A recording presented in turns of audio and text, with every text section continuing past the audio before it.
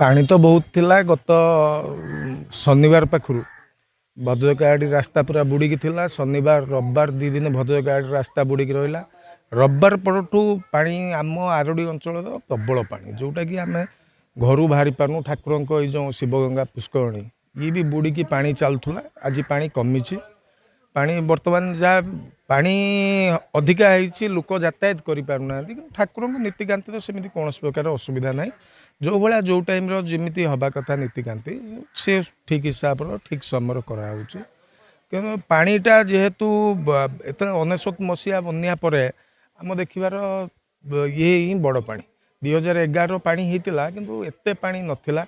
आम विशेष करी दीटा समस्या रहा। गोटे जो तीनतर पाखर जो ब्रिज तैयारी होती सालंदी बंध बांध पानी निष्कासन समस्या से रहा।